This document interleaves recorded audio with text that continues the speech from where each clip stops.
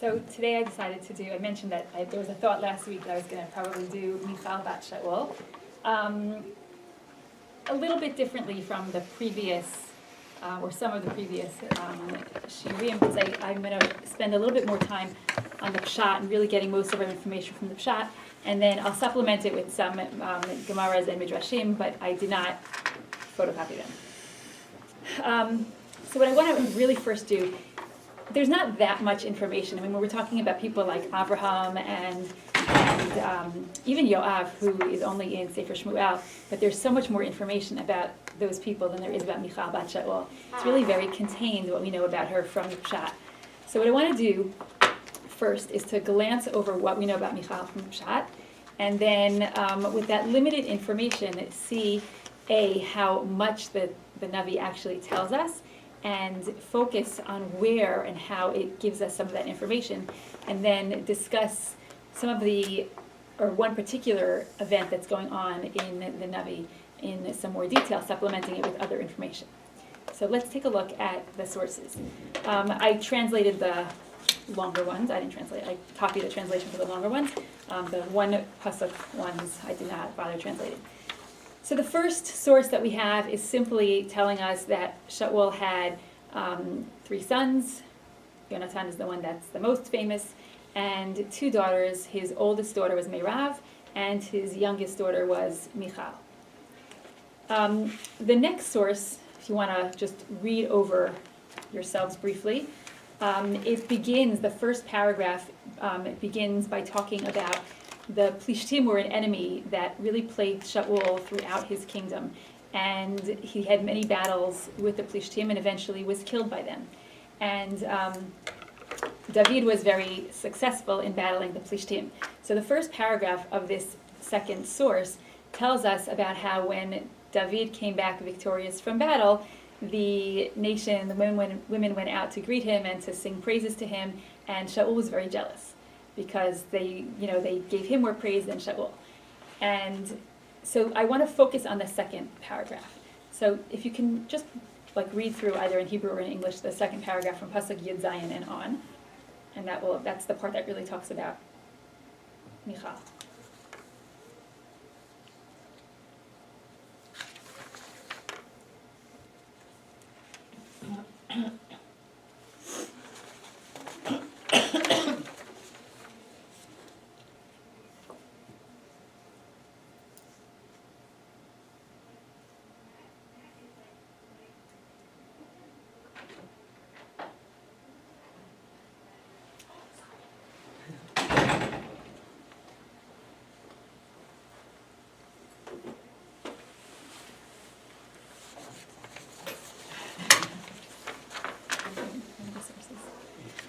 So in Shaul's jealousy against David, he comes up with this plan. And his plan is that he offers his older daughter Meirav to David in marriage, and the condition will be that in order to marry her, and the king's daughter is always a prize, so in order to marry her, David has to go and fight against the Plishtim. And that is Shaul's plan, because the Plishtim were a valiant enemy, and he's hoping that David will get himself killed, and that's how he'll get rid of David. David, instead of jumping at the opportunity, has a degree of an avah and feels like, who is he, youngest of 7, and this insignificant person, to go ahead and marry the king's daughter. An interesting pasuk that comes up there is pasuk 20, pasuk kaf, which says, pasuk Yutet, Vayhi be'et tet et Meirav bat Shaul David. So at the time that Meirav, the older daughter, was given to David, V'hi nitna le'Adriel ha'mecholati le'isha. She was also given to another man, Adriel ha'mecholati le'isha. And so the Mefarshim discuss how that could be. If Shaul offered him to David, how is he giving her to some other man?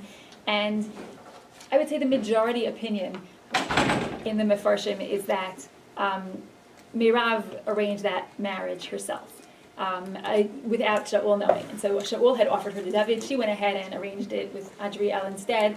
And so there's a difference of opinion on whether she was actually legally married to David, halachically married to David or not. But there are some opinions that say she was not, because if she was halachically married to David, there's also the next problem, halachic problem, of the fact that when David marries Michal, he can't marry two sisters. So some Mefarshim says she was not actually married to David. But anyway, after that event happens, so we're told in Pasuk Chaf, V'te'ehav Michal bat Shaul et David. So the younger daughter, Michal, actually is in love with David. And they tell Shaul, and so he's now appeased. This is a good idea. It didn't work out with Meirav, but this is a good idea. He says to his advisors, let's follow through with this plan. I'll have David marry Michal, just like my earlier plan, and then that will get him killed with the Plishtim, because I'm going to require him to fight against the Plishtim. When the advisors come to David and tell him that they would like him to marry, that Shaul wants him to marry his daughter, so David again says, I'm so insignificant, why am I the one chosen to marry Shaul's daughter? But eventually he decides that, I'm pleased and I'm honored to be asked to be the son-in-law of the king, and he's very happy about it. And so the condition that's set up is a more specific condition. Shaul says, I don't need a financial dowry, because David says I'm a poor man. So Shaul says, I don't need a dowry, but what I want is, I want 100 foreskins of Plishtim. And so David says, not a problem. He goes out, he brings in 200, and David never realizes that anything is amiss. Shaul's plan was foiled, and David is now married to Michal. The intervening, or the prakim and the psukim that come in between our text at the end of Perek Yud-Chet and the beginning of Perek Yud-Tet is an attempt by Shaul to kill David. Yonatan is there and actually witnesses it. Yonatan kind of can't believe that Shaul would want to kill David, and realizes through that attempt that maybe he actually does. And so he is aware, Yonatan's aware that Shaul wants to kill David. David's somewhat aware of it, but it's difficult for him. And we come to the next story that involves Michal, which is in the middle of Perek Yud-Tet. And if you just want to quickly take a look at this story, it's again an episode where Shaul goes ahead and tries to kill David. So just briefly read the short paragraph there.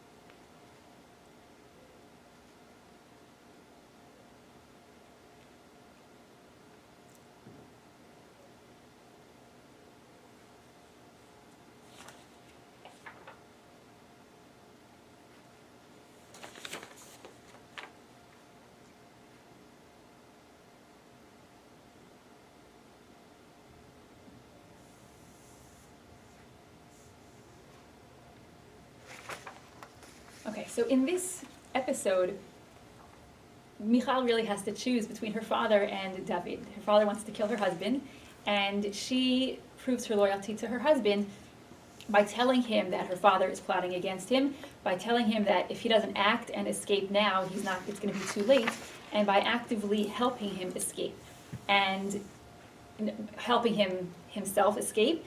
And then when the soldiers come to find him, she sets up this little trick, and she puts srafim, statues in the bed, and pretends that it's David. And when they finally realize, because they're insistent and they come and see, and they realize that she had tricked them, and Shaul confronts her and says, how could you do this, and how could you confront me? So she is loyal to her husband, but she can't follow it through all the way. And she says to Shaul, and understandably so, he made me do it. He basically threatened me and said, you have to make me escape or help me escape. Why should I kill you? If you don't help me escape, I'm going to kill you. So Michal kind of saves her own face in front of Shaul, and succeeds in helping her husband against her father. David has to run away. He spends a while running from Shaul, is not able to return home. During that time, we're told in source number 4, that Shaul goes ahead and gives Michal, David's wife, to another man, Palti ben Laish. And this is a very difficult episode because she's married, and how can he give her to another man? I'll answer that question in a moment. Source number 5 occurs after Shaul is already dead. So time has passed and Shaul has been killed by the Plishtim. And when Shaul was killed by the Plishtim, so first we know that David had been already told that he was supposed to be king. That's why Shaul is, insistent on chasing him. And David should and can take over the kingdom right now because Shaul is dead. But Shaul's son Ishbosheth actually, he becomes king. He has a very small part of the nation that is loyal to him. And I think we mentioned this with Yoav ben Tzruya, and in the shiur about him. And so he rules for 2 years.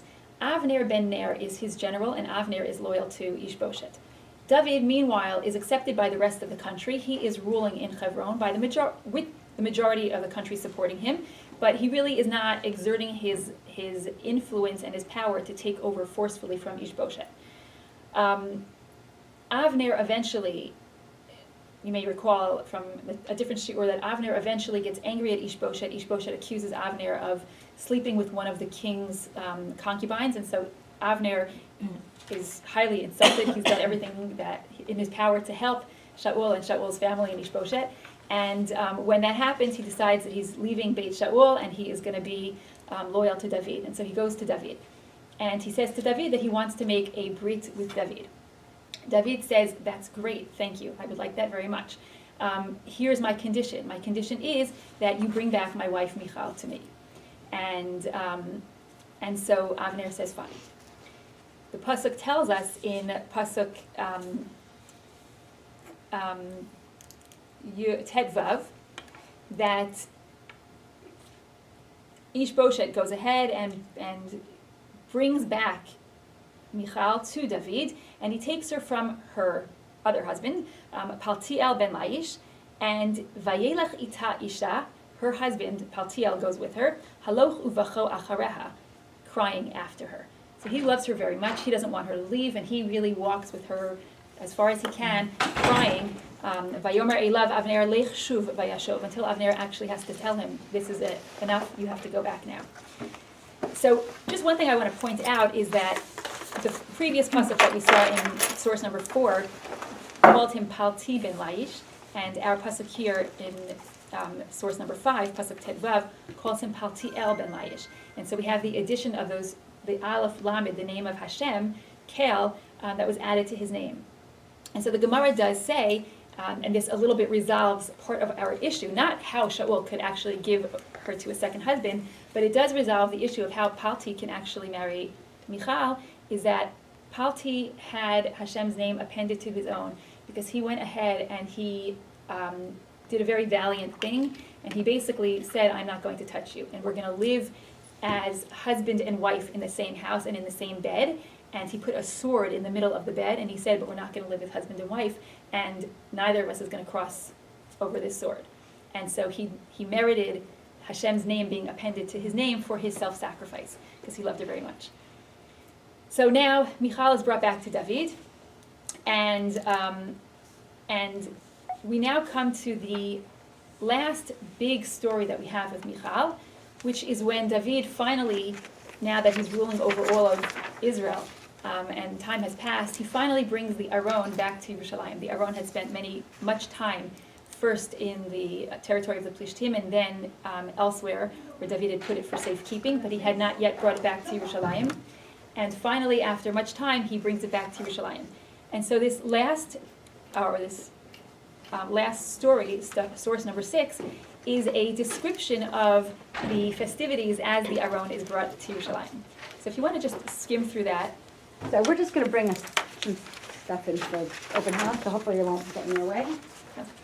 We're going to just skim through source number 6.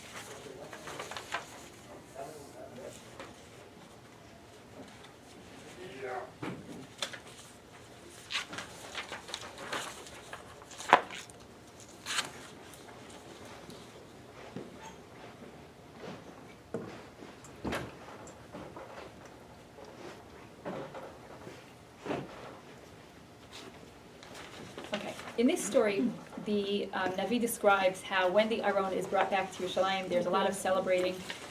What actually preceded the part that I have here is how, unfortunately, Uzzah is killed when he reaches out his hand to stabilize the Aron when it seems to be falling, and because he touched the Aron, so he dies.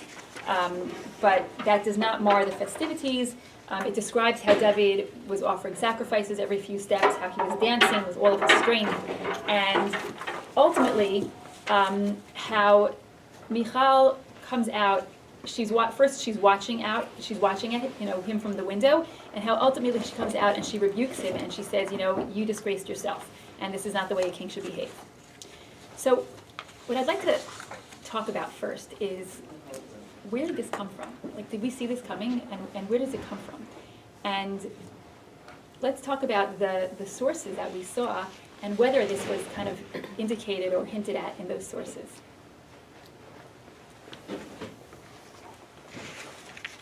Any ideas?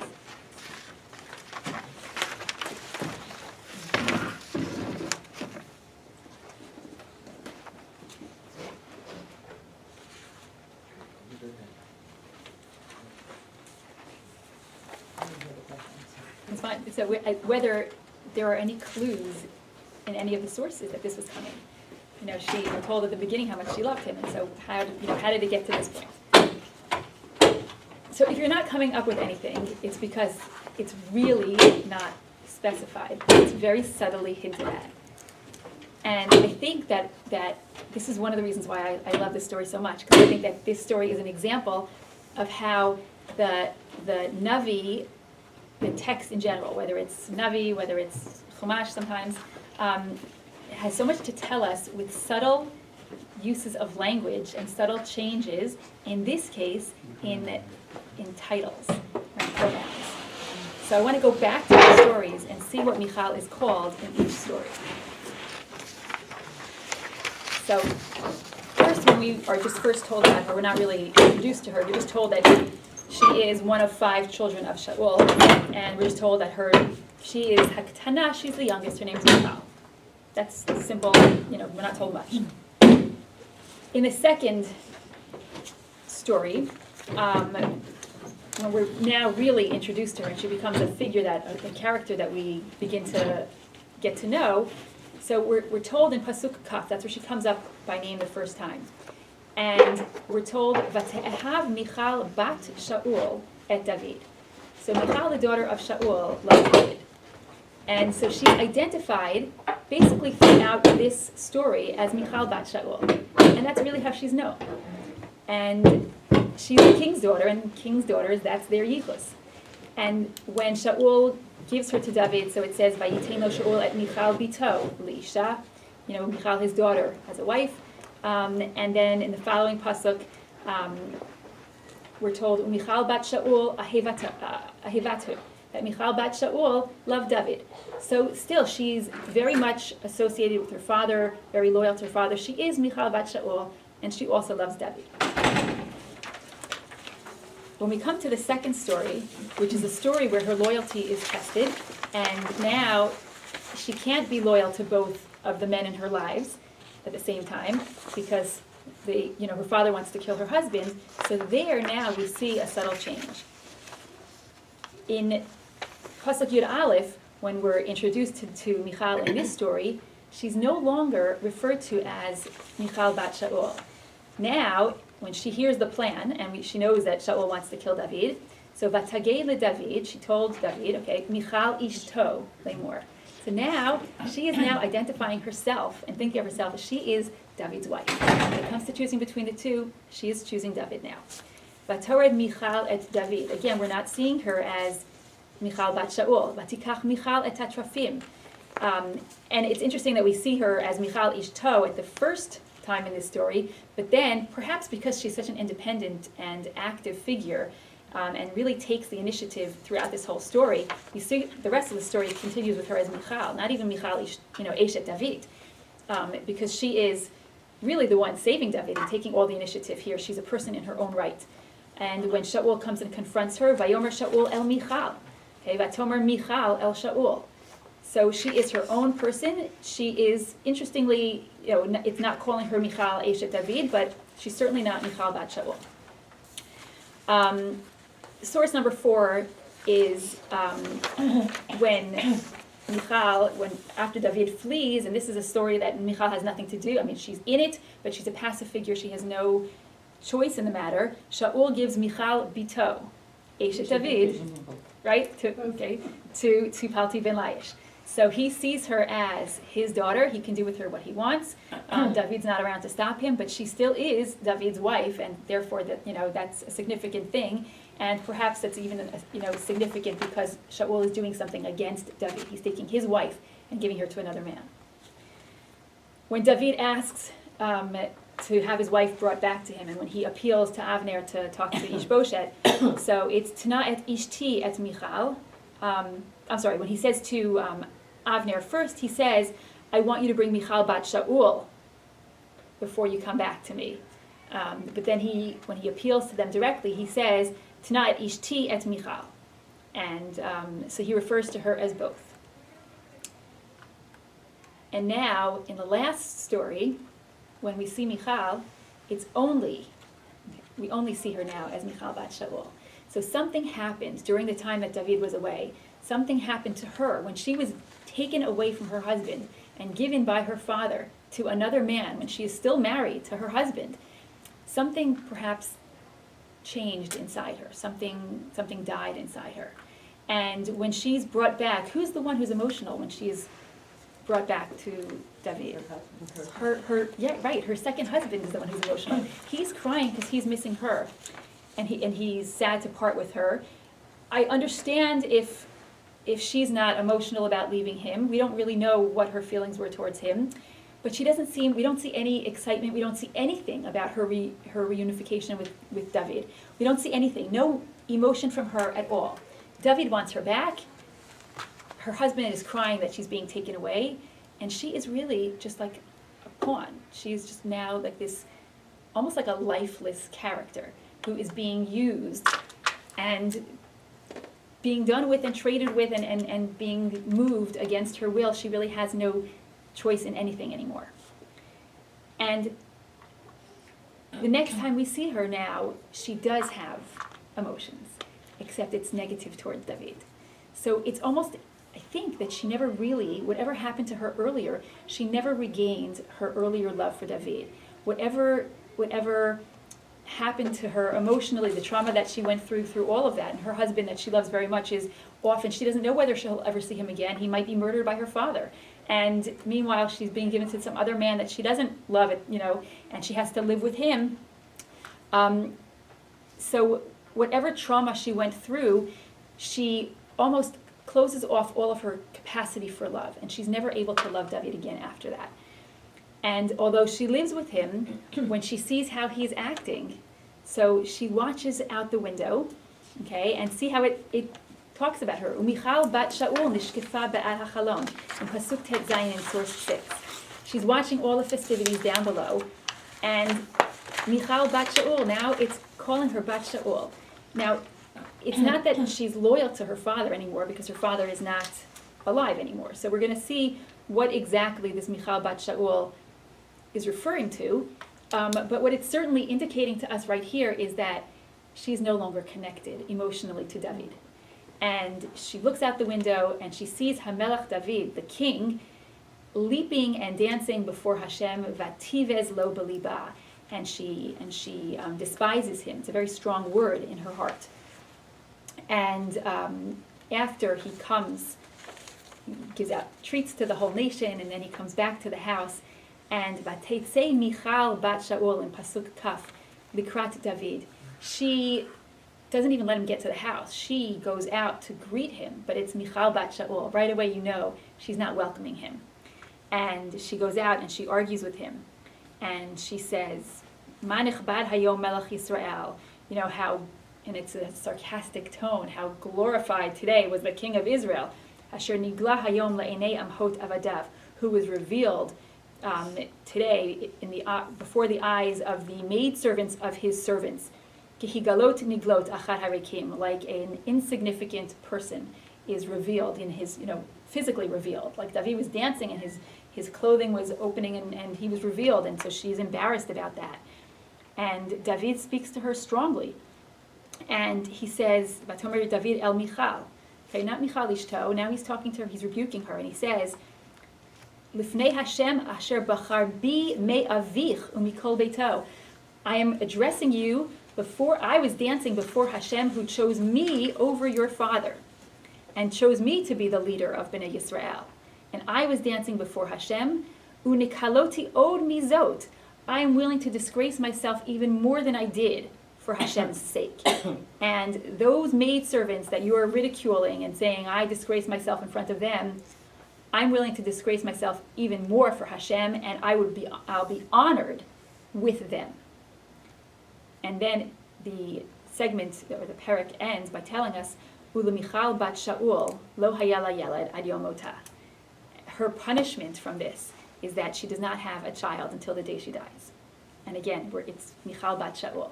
She has lost that love and that connection to David. In terms of this last sentence, that she doesn't have any children, so I just want to quickly direct your attention to source number 7, which says, Vayikach hamelach et shnei b'nei Ritzpah bat Aya. This is talking about David. He takes the 2 children of Ritzpah, who is the concubine of Shaul, et Armoni ve'et Mephibosheth ve'et chameshet b'nei Michal bat Shaul, and the 5 sons of Michal bat Shaul, asher yalda la'Adriel bat Barzilai hamecholati. So this pasuk is a little confusing. What are the confusing things? I think there's 2 questions here. Number 1 is, we were just told that Michal didn't have children. And number 2, who's Adriel? So Adriel's name came up earlier in source number 2, pasuk Yutet. Vayhi be'et tate et Meirav bat Shaul leDavid. When Shaul promised David his daughter Meirav, v'hi nitna la'Adriel hamecholati leisha. She was given to Adriel hamecholati as a wife. So now the plot gets a little more twisted, because now apparently Adriel is also married to both. So Chazal explained this and resolved this double issue by saying that these children were not biologically Michal's children. They were Meirav's children with Adriel. She was the one who was married to Adriel. She died, and Michal raised her 5 children. And so therefore, because she raised them, so it was considered as if they were her children. And so that takes care of all of our problems of the fact that she didn't actually give birth to a child, and also that she wasn't married to Adriel. Other solutions that Chazal give to this problem of the fact that it says Ulamichal bat Shaul lo hayala yeled, there is a pasuk where it talks about David's children from his first 6 wives, and it mentions 1 child from each of the 6 wives, and the 6th wife is a woman named Eglah, Ayin Gimel Lamed Hey, and Chazal say that is another name for Michal. So Chazal say that Michal bat Shaul didn't have a child ad Yom Motah, but on Yom Motah she actually did have a child, and that she was one of 3 women in Tanakh who died in childbirth. Rachel, Michal, and Eshet Pinchas, the daughter-in-law of Shmuel Hanavi. So that's another one of their solutions, which is another interesting topic, the comparisons to Rachel, because Rachel and Michal are also the 2 women, or the 2 characters with whom Trafim are mentioned, and this deceit of their fathers, Rachel deceiving Lavan with Trafim, and Michal deceiving Shaul with the different usage of the Trafim, but also with the Trafim.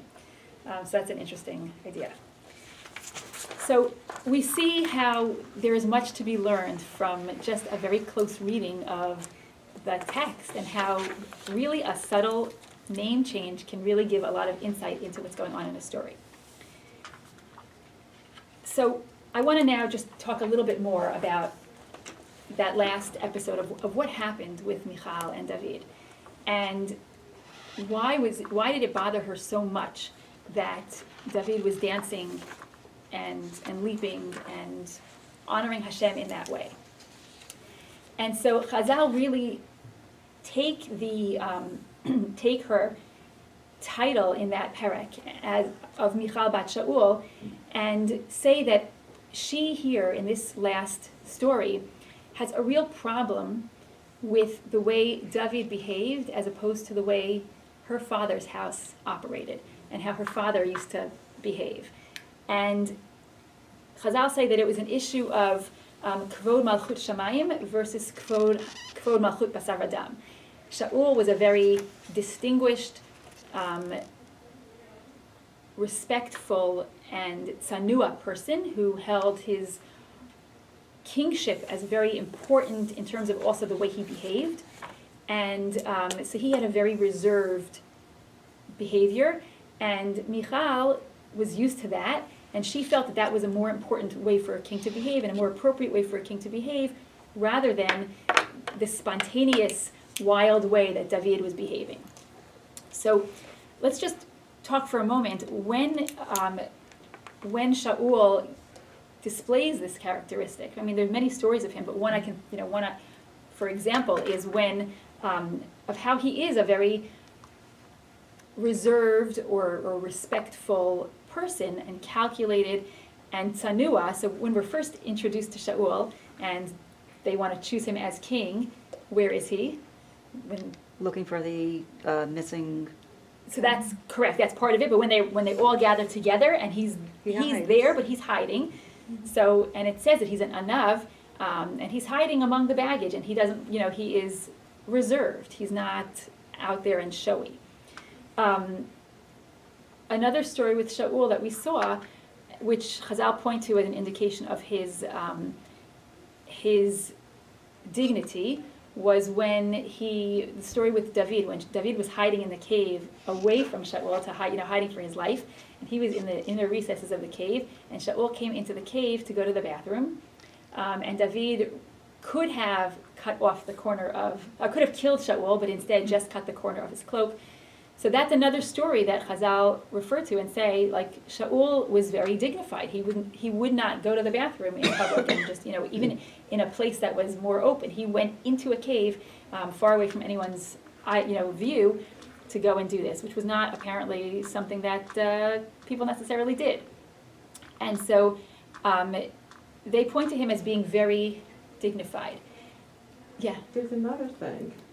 When Shmuel comes to Shaul after he doesn't kill a guy, Yes. and he says, Kavdenina. Excellent. Because he's very concerned about Excellent. what will the people think about my kavod. Excellent. That's what I wanted to get to also. Excellent. No, that sounds terrific. I'm thrilled that you brought that up. So that's also an excellent example. And I want to develop that a little further.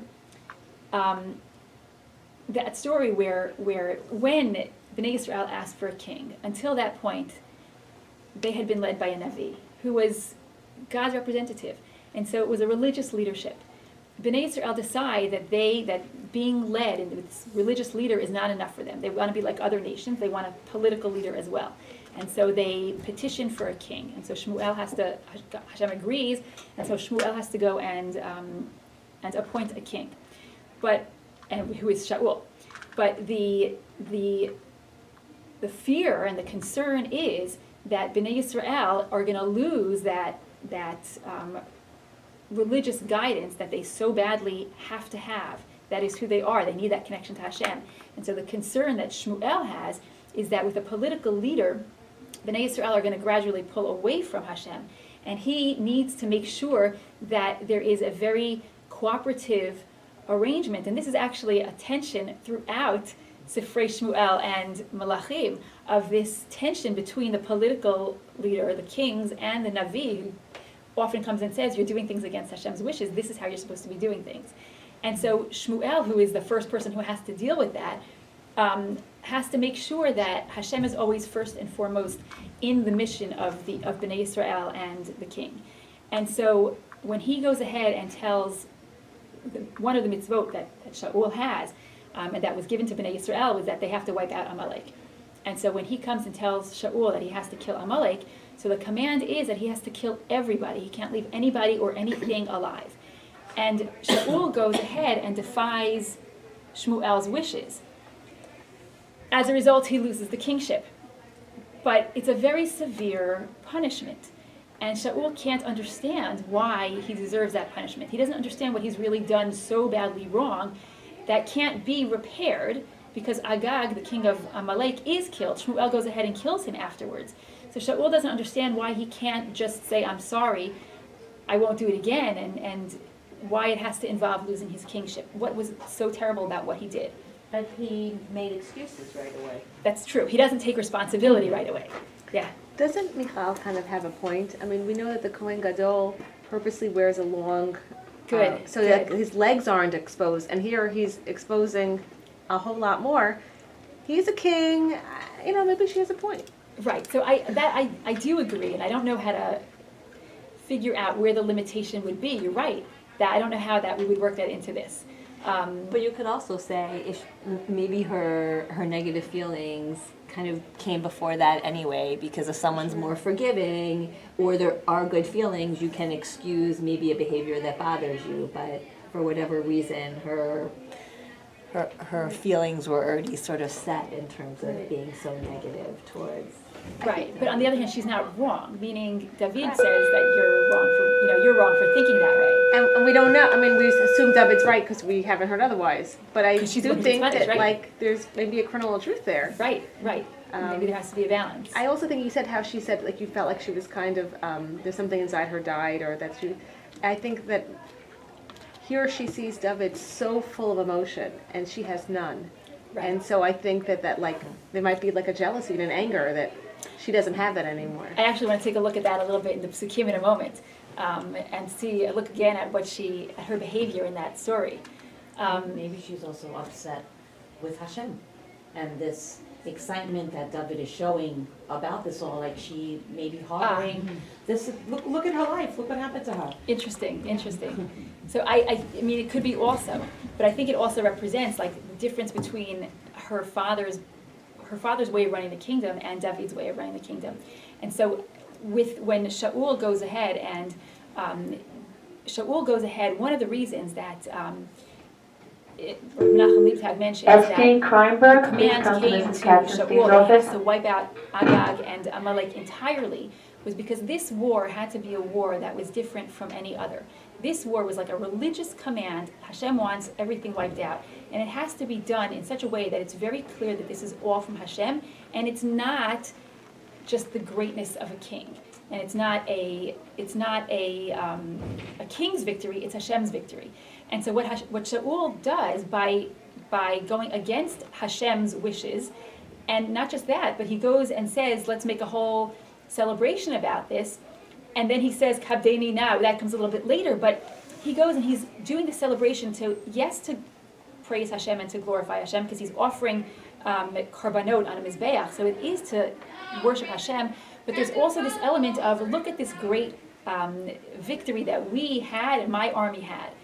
And so when Shmuel comes and yells at him and says, this is a terrible thing that you did, and first he gives his excuses, and when he realizes that Shmuel is not going to give in, so he says to Shmuel, okay, I'm sorry, I understand, but at least kabdeni na, honor me and give me the kavod, and don't leave me in the middle of all of these festivities and go off, because then everyone's going to know that something is wrong. This whole little conversation had been taking place behind the scenes. Don't make it public. And Shmuel won't agree, and Shmuel leaves. And so we see that Shaul wants that. He believes very strongly in kavod lamalchut. He is the king, and the king's position has to be what's most respected, even though sometimes he went again and did not respect Hashem's wishes. And so Michal sees that behavior and sees her father's behavior as, you don't let all your emotions out, and you don't lose your control, and you do things to, the position of king has to be dignified, and that's most important. And you can't give that dignity up. Now, when this happens, and when everyone comes out to celebrate, so it's interesting to see exactly what's going on. I mean, Who is not out there? Michal. Okay, David goes out and there's this whole big, procession, and he's a part of the procession, and everyone's outside. And Michal bat Shaul nishkefa ba'al hachalon. She's looking out the window. She's not out there. Now, ultimately, it's not because, who is the procession for? Who is the celebration for? It's for Hashem. It's not for David. And she's the one who's not there. She's just watching. She's not participating. And she's watching through the window. And then David, it says in Pasuk Yotet, Vayechalek l'chol ha'am l'chol hamon Yisrael, David gives out treats to everybody, l'meish v'ad isha. It's not even that this is a men's only event and that the women are all watching through the window. Women are out there also. It's just Michal who's holding back and who's not participating in this opportunity to celebrate for Hashem's honor. And when does she go out? She won't go out for the Aron, but she'll go out to yell at David. And to yell at David about the glory and the respect that's due to the king's position. So I think when you see the contrast there, that she is not willing to, and so maybe this might answer it a little bit, that she's not willing to give the proper respect, even not dancing wildly herself, but even just being there and participating in the celebrations of bringing the Aron, which had been for so long away from Yerushalayim.